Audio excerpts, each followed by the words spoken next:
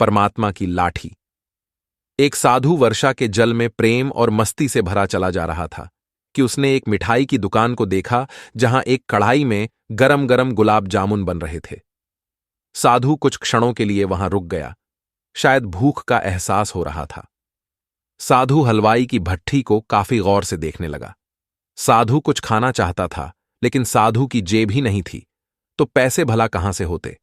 साधु कुछ पल भट्ठी से हाथ सेंकने के बाद चला ही जाना चाहता था कि नेक दिल हलवाई से रहा न गया और एक प्याला गरम दूध और कुछ गुलाब जामुन को दे दी। साधु बाबा ने गरम गुलाब जामुन गरम दूध के साथ खाई और फिर हाथों को ऊपर की ओर उठाकर हलवाई के लिए प्रार्थना की, फिर आगे चल दिया। साधु बाबा का पेट भर चुका था। दुनिया के दुखों से बेपरवाह वो फिर एक नए जोश से बारिश के गंदले पानी के छींटे उड़ाता चला जा रहा था। वह इस बात से बेखबर था कि एक युवा नवविवाहिता जोड़ा भी वर्षा के जल से बचता बचाता उसके पीछे चला आ रहा है। एक बार इस मस्त साधु ने बारिश के गंदले पानी में जोर से लात मारी। बारिश का कीचड़ भरा पानी उड़ता हुआ सीधा पीछे आने वाली युवती के कपड़ों में लग गया। उसके युवा पति से यह बात बर्दाश्त नहीं हुई, इसलिए वह आस्तीन चढ़ाकर आगे बढ़ा और साधु के कपड़े को पकड़कर खींचकर कहने लगा, अंधा है, तुमको नजर नहीं आता। तेरी हरकत की वजह से मेरी पत्नी के कपड़े गीले हो गए हैं और कीचड़ से भर गई हैं। साधु हक्का बक्का सा खड़ा था। महिला ने आगे बढ़कर युवा के हाथों से साधु को छुड़ाना भी चाहा, लेकिन युवा की आंखों से निकलती नफरत की चिंगारी देख वह भी फिर पीछे खिसकने पर मजबूर हो गई।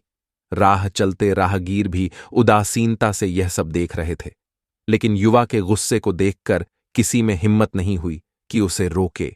आखिर इस युवक ने एक जोरदार थप्पड़ साधु के चेहरे पर जड़ दिया। बूढ़ा साधु थप्पड़ की मार से लड़खड़ाता हुआ कीचड़ में जा गिरा। युवक ने जब साधु को नीचे गिरता देखा तो मुस्कुराते हुए वहां से चल दिया। बूढ़े साधु ने आकाश की ओर देखा और उसके होठों से निकला, वाह मेरे भगवान, कभी गरम दूध, गुलाब जामुन और कभी गरम थप्पड़, लेकिन जो तू चाहे मुझे भी वही पसंद है। ये कहता हुआ वह एक बार फिर अपने रास्ते पर चल दिया। दूसरी ओर वह युवा जोड़ा अपनी मंजिल की ओर अग्रसर हो गया। थोड़ी ही दूर चलने के बाद वे अपने घर पहुंच गए थे। वो युवा अपनी पत्नी से हंसी मजाक करते हुए घर की सीढ़ियां चढ़ रहा था। बारिश के कारण सीढ़ियों पर फिसलन थी। अचानक युवा का पैर फिसल गया और वह सीढ़ियों से नीचे गिर गया। महिला चिल्लाई, जिसकी वजह से काफी लोग तुरंत सहायता के लिए युवा की ओर लपके, लेकिन देर हो चुकी थी। युवक का सिर फट गया था और कुछ ही देर में ज्यादा खून बह जाने के कारण इस नौजवान युवक की मौत हो चुकी थी। कुछ लोगों ने दूर से आते साधु बाबा को देखा तो आपस में कानाफूसी होने लगी कि निश्चित रूप से इस साधु बाबा ने थप्पड़ खाकर युवा को श्राप दिया है, अन्यथा ऐसे नौजवान युवक का केवल सीढ़ियों से गिरकर मर जाना बड़े अचंभे की बात लगती है। कुछ मन चले युवकों ने यह बात सुनकर साधु बाबा को घेर लिया। एक युवा कहने लगा कि आप कैसे भगवान के भक्त हैं जो केवल एक थप्पड़ के कारण युवा को श्राप दे बैठे। भगवान के भक्त में रोष व गुस्सा हरगिज नहीं होता। आप तो जरा सी असुविधा पर भी धैर्य न कर सकें। साधु बाबा कहने लगा, भगवान की कसम, मैंने इस युवा को श्राप नहीं दिया। अगर आपने श्राप नहीं दिया तो ऐसा नौजवान युवा सीढ़ियों से गिरकर कैसे मर गया?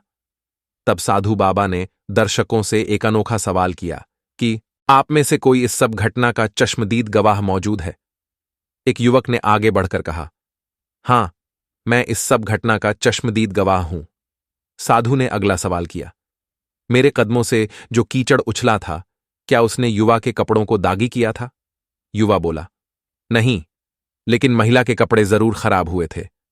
मलंग ने युवक की बाहों को थामते हुए पूछा, फिर युवक ने मुझे क्यों मारा? युवा कहने लगा, क्योंकि वह युवा इस महिला का प्रेमी था और यह बर्दाश्त नहीं कर सका कि कोई उसकी प्रेमी के कपड़ों को गंदा करे, इसलिए उस युवक ने आपको मारा। युवा की बात सुनकर साधु बाबा ने एक जोरदार ठहाका बुलंद किया और यह कहता हुआ वहां से विदा हो गया, भगवान की कसम, मैंने श्राप कभी किसी को नहीं दिया, लेकिन कोई है जो मुझसे प्रेम रखता है। अगर उसका यार सहन नहीं कर सका तो मेरे यार को कैसे बर्दाश्त होगा कि कोई मुझे मारे, और वो मेरा यार इतना शक्तिशाली है कि दुनिया का बड़े से बड़ा राजा भी उसकी लाठी से डरता है।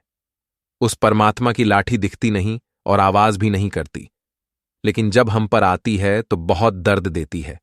हमारे कर्म ही हमें उसकी लाठी से बचाते हैं। बस कर्म अच्छे होने चाहिए। ना जाने कितनी अनकही बातें साथ ले जाएंगे। लोग झूठ कहते हैं कि खाली हाथ आए थे, खाली हाथ जाएंगे।